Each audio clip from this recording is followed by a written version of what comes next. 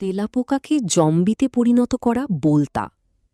পোকামাকড়ের জগতে বেঁচে থাকা মানেই বুদ্ধি, কৌশল আর নিয়ন্ত্রণের লড়াই। শিকারী আক্রমণ করে, শিকার লুকিয়ে থাকে। কিন্তু এমন এক প্রাণী আছে যে ব্যবহার করে আরও ভয়ঙ্কর এক কৌশল। পরিচয় হোক এমেরাল্ড ককরোচ ওয়াস্প, যাকে জুয়েল ওয়াস্পও বলা হয়। এতটাই নিখুঁত, এতটাই বুদ্ধিমান যে এটি আরেকটি জীবন্ত প্রাণীকে জম্বি বানিয়ে ফেলতে পারে। এটি সেই অবিশ্বাস্য গল্প, কিভাবে একটি ছোট্ট বোলতা একটি তেলাপোকার মস্তিষ্ক নিয়ন্ত্রণ করে। তাকে সঙ্গে সঙ্গে মারে না, বরং তাকে নিজেই নিজের মৃত্যুর দিকে হাঁটতে বাধ্য করে। আফ্রিকা, ভারত এবং প্রশান্ত মহাসাগরের দ্বীপপুঞ্জের গ্রীষ্মমণ্ডলীয় বনে সূর্যের আলোয় হঠাৎ ঝলমল করে ওঠে সবুজ ধাতব রঙের এক ঝলক। ওটা কোনো রত্ন নয়, ওটা এই ভয়ঙ্কর সুন্দর বোলতা। এর শরীর একেবারে জীবন্ত রত্নের মতো ঝলমলে, কিন্তু এই সৌন্দর্যের আড়ালে লুকিয়ে আছে এক ভয়ঙ্কর উদ্দেশ্য। সূচের মতো ধারালো হুল আর অসাধারণ বুদ্ধিমত্তা নিয়ে এই বোলতা শুধু শিকারই নয়, এটি এক মাইন্ড কন্ট্রোলার। বোলতাটি খুঁজতে থাকে তার উপযুক্ত শিকার, একটি তেলাপোকা। তেলাপোকা শক্তিশালী, দ্রুত এবং শক্ত খোলসে ঢাকা। কিন্তু জুয়েল বোলতার সামনে এসবই ব্যর্থ। শিকার চোখে পড়া মাত্রই বোলতা ঝাঁপিয়ে পড়ে তার পিঠে। এক ঝটকায় এটি প্রথম হুল ফোটায় তেলাপোকার বুকে, যার ফলে সাময়িকভাবে তার সামনের পা অবশ হয়ে যায়। এই কয়েক মুহূর্তই যথেষ্ট পরবর্তী আঘাতের জন্য। এবার বোলতা তার হুল ঢুকিয়ে দেয় সরাসরি তেলাপোকার মাথায়, মস্তিষ্কের সেই অংশে যা চলাফেরা আর পালানোর নিয়ন্ত্রণ করে। এটি হত্যা নয়, এটি এক ধরনের নিউরোকেমিক্যাল অপারেশন। বিশেষ বিষ ঢুকিয়ে দেয়, যা তেলাপোকার পালানোর ইচ্ছা সম্পূর্ণ বন্ধ করে দেয়। তেলাপোকা তখনও বেঁচে থাকে, সবকিছু অনুভব করতে পারে, কিন্তু পালানোর সিদ্ধান্ত নিতে পারে না। সে এখন এক জীবন্ত পুতুল।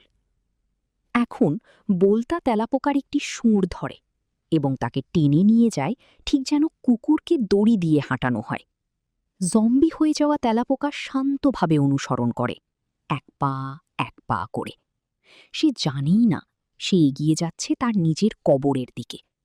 বোলতা তাকে নিয়ে যায় একটি ছোট অন্ধকার গর্তে, মাটির নিচে লুকানো এক কবর ঘরে। গর্তের ভিতরে বোলতা তার পরবর্তী কাজটি সম্পন্ন করে। তেলাপোকার পেটে একটি সাদা ডিম পাড়ে, তারপর শান্তভাবে গর্তটি মাটি দিয়ে বন্ধ করে দেয়। তেলাপোকা তখনও জীবিত, অবশ, বাধ্য, নিঃশ্বাস নিচ্ছে। কিছুদিন পর ডিম ফুটে বের হয় লার্ভা এবং শুরু হয় ভয়ঙ্কর ভোজন। প্রথমে বাইরে থেকে খেতে থাকে, এমনভাবে যাতে গুরুত্বপূর্ণ অঙ্গগুলো অক্ষত থাকে।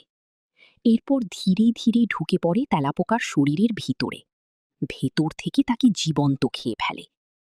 কয়েকদিন পর লার্ভা একটি কোকুন তৈরি করে তেলাপোকার ভেতরে। এই নীরব সমাধির ভিতরে একটি রূপান্তর ঘটে।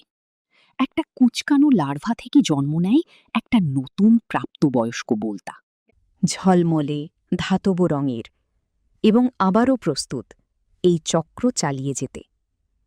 মৃতদেহ ভেঙে বেরিয়ে এসে ডানা মেলে উড়ে যায় তার পরবর্তী শিকারের সন্ধানে। বিজ্ঞানীরা বহু বছর ধরে এই বোলতা নিয়ে গবেষণা করেছেন। তারা আবিষ্কার করেছেন এর বিষ সরাসরি স্নায়ুতন্ত্রে কাজ করে, বিশেষ করে ডোপামিন নামের নিউরোট্রান্সমিটারকে প্রভাবিত করে, যার ফলে তেলাপোকা তার পালানোর ইচ্ছা হারিয়ে ফেলে। এটি শুধু অবশ করা নয়, এটি আচরণ নিয়ন্ত্রণ।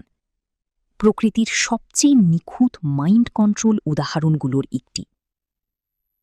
বনের অন্ধকার মাটির নিচে একটি জুয়েল বোলতা নীরবে উড়ে বেড়ায়, সবুজ আগুনের মতো ঝলমলে।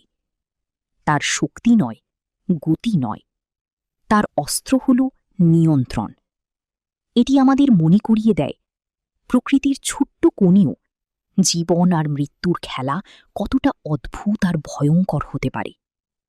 এমেরাল্ড বোলতা সুন্দর, বুদ্ধিমান এবং প্রাণঘাতী, এক সত্যিকারের জম্বি নির্মাতা। আপনি যদি প্রকৃতি ভালোবাসেন তাহলে এই ভিডিওটি লাইক করুন শেয়ার করুন যাতে আরও মানুষ প্যাঙ্গোলিন সম্পর্কে জানতে পারে। আর কমেন্ট করে জানান পরবর্তী ভিডিওতে আপনি কোন প্রাণী সম্পর্কে জানতে চান। ধন্যবাদ আমাদের সাথে থাকার জন্য।